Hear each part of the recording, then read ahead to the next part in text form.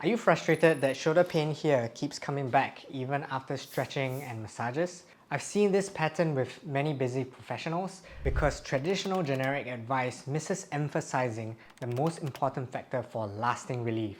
So in this video, I'm going to show you exactly how to identify tendonitis and bursitis, why standard fixes fail, and the 3-step plan I've used as a rehab specialist and mobility coach to finally break out of shoulder pain for good and without guesswork. Now, before I reveal the solutions, let's get crystal clear about what's actually happening inside your shoulder, because once you see this, all the exercises that we'll be doing later will make perfect sense. Picture this, your shoulder is basically a golf ball sitting on a tee.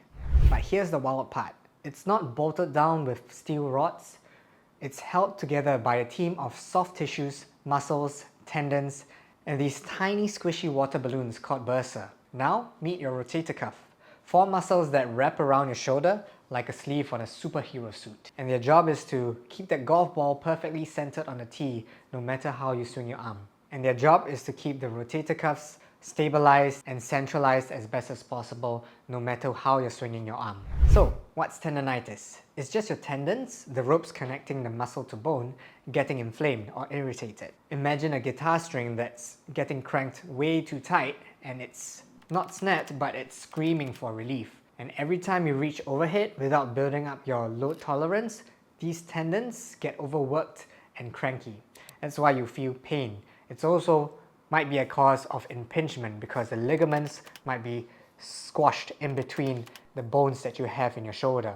As for bursitis, that's when those little fluid cushions, your bursa, get squashed. Think of the water balloon being squished by 2 moving parts. In this case, the bones in your shoulder joint. You move too much too soon and that balloon gets squished and inflamed. The bursa sits right under your acromioclavicular joint. So when it's irritated, every movement feels like you're getting pinched by a crab, which is not fun. But here's the crucial bit though.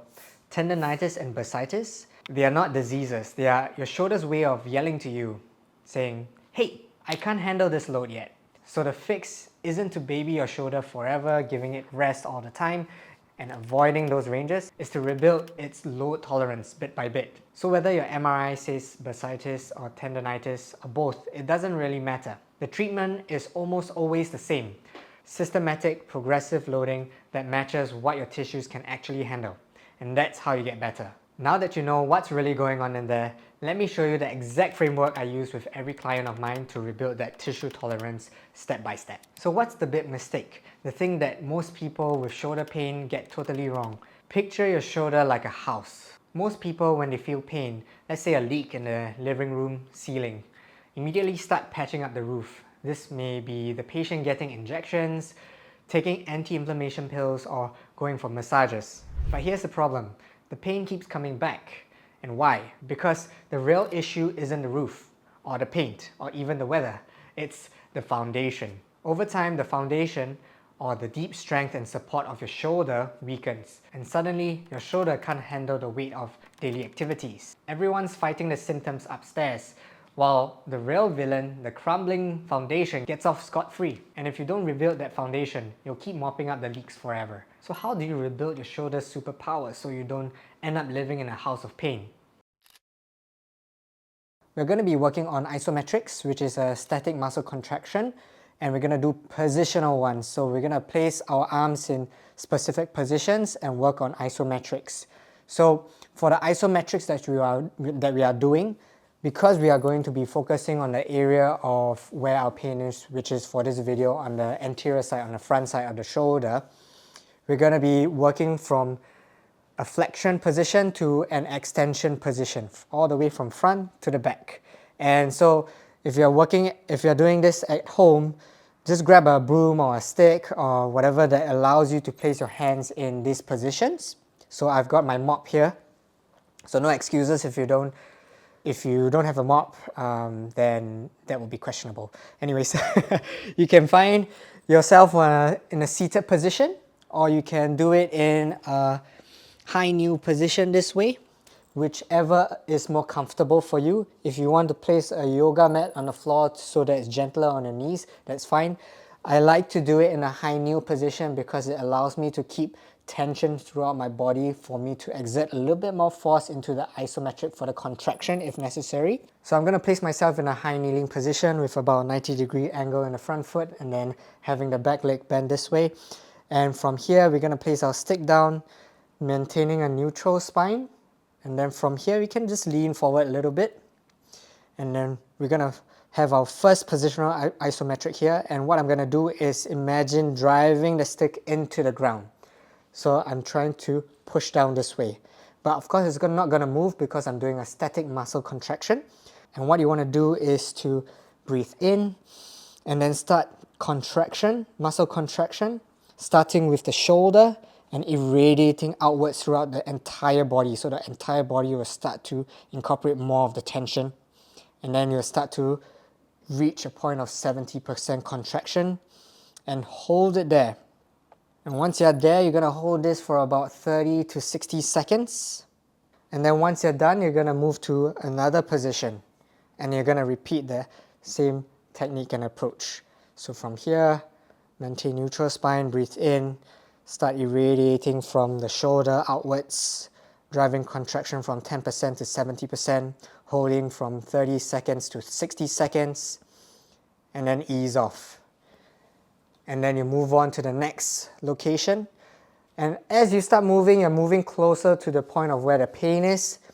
What you want to do is, if there is pain, and it's between 0 to 3 out of 10, 10 being the most painful, then it's still manageable. You can still work in that area, but maybe don't do too hard of a muscle contraction. So maybe between 10 to 30%, because that's part of the rehab process, right? But if it goes more than 3, it starts to get to 4 or 5 or even worse, then that's where it's a signal to back down a little bit and then start reducing the range and don't go too far past the pain point, okay?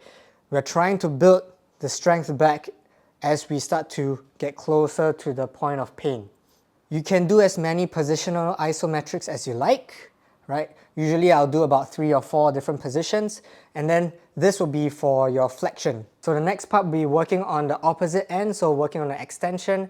So you want to make sure that we are driving down into the ground this way, pushing into the ground in a positional isometric, applying the same concepts, and then moving slowly, going a bit higher in each position. Okay, just take note for the extension is a little bit more tricky because some people tend to start to slouch forward and compensate. So try to maintain that tension. That will help you to stabilize your body throughout the entire isometric rep. So do the same thing as you did for the flexion in the front, do it with the extension as well. So on the next one, we're going to be working on eccentric gliding. Just now we did positional isometrics, building up the strength position by position, and that's a good way to kind of start your rehab process if, like, say, you're having pain and identifying which are the areas and positions that have pain and knowing where to stop and reduce the intensity. Now, once you have built that strength, we can start to build that neurological control and strength in the movement. So working on the eccentrics will allow us to develop the strength and the neurological control for the entire movement. So what we'll do for today's episode is learning to do the eccentric gliding to our overhead position. And then coming back up and restarting again. So same concepts apply with the positional isometrics. We want to breathe in, stabilize the body with tension, and then we're going to perform the eccentric, keeping our spine neutral throughout the movement. And go slow. And work to a point where the pain is manageable. So keeping it between 0 to 3 out of 10. And then slowly coming back up again. Good. Reset. And then breathe. Keep tension. And then perform the rep. And making sure that you are trying to prioritize the activation on the shoulder, because that's where we want to start rehabbing. And every rep that you do, try to go a little bit deeper.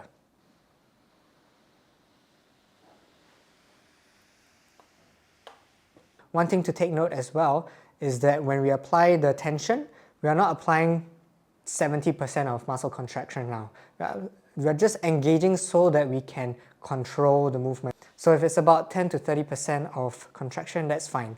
Because if we contract too much, then we aren't giving our shoulders enough space to go deeper into the controlled and loaded stretch. You can also explore different positions to perform the eccentrics by pushing out your arm a little bit more and then working on the eccentric so that we can start to teach your nervous system and your shoulder to work in all these different ranges. So from here to here to here to here, whichever is comfortable for you, just managing the pain levels as well. I've also placed a towel here at the bottom for a smoother glide as well. So if you want to do that, you can do that as well. For eccentric gliding on the extension, you can use a stick. And from here, for the working arm, it will be at the bottom. For the supporting arm, it will be at the top. And from here, you keep your neutral spine kind of like you're rowing. And from here, you're going to push. Using the supporting arm in front, you're going to push down and you're going to guide the backhand to the extension position all the way to the back. And also going to a range that is comfortable for you. Each rep that you perform, try to go a little bit deeper. Maintaining a little bit, 10 to 30% of muscle contraction within the whole body. As an alternative, you can use bands. I use the stretch bands because it's stiff, right? And then you can hook it onto something immovable or heavy. And then for the extension, you can work on engaging your body and then just sliding and gliding forward. And then you can just start walking forward to let your shoulders go into extension. So these are the different ways that you can train for your eccentric gliding. Of course, it's not limited to that. So it's all about being creative and in which positions you can put your arm in, your shoulders in, and then work by applying the same concepts. But if you're unsure, feel free to leave a comment and I can get back to you as soon as I can. I apply what I call the LOAD framework, LOAD. And I use this with every single client because it works. L stands for load tolerance of what your tissue can handle. O is overload progression, which is a systematic step-by-step increase of your intensity that you're training with. And A is for adaptation time, giving your tissues the actual time to change, recover, and not just hoping they'll magically toughen up overnight. D is for daily integration, making your shoulder bulletproof in real life and not just in the clinic when you see a physio or a healthcare practitioner. Picture this, you haven't exercised for years and you suddenly sign up for a fitness race, say like High Rocks. And what happens? You start hammering your shoulders with wall balls and hoping you don't acquire any injuries from it. That's definitely risky business if your joints are not prepared for it. Here's exactly how you use the LOAD framework to rebuild your shoulder foundation step by step. First, for load tolerance. For whatever exercises you'll be doing, you want to test your real capacity with the simple movement and the exercise. And for whatever discomfort you may feel, it's totally normal during a rehab phase. You just want to keep it minimal. I would say a 0 to 3 out of 10 in terms of pain level, 10 being the most painful. And if the pain starts to be more than 3 out of 10, then that's an indication for you to back down, reduce the load, the volume, the frequency to reduce the intensity. So just be mindful of the green zone that you are allowed to train in, which is a 0 to 3 out of 10 in terms of the pain threshold. Next, for overload progression, only change one thing at a time. So for weeks 1 and 2, work on isometrics close to your end range without pain. Weeks 3 to 4, work on eccentric gliding. And weeks 5 and 6, you can start to add a little more resistance by using some bands or additional weights.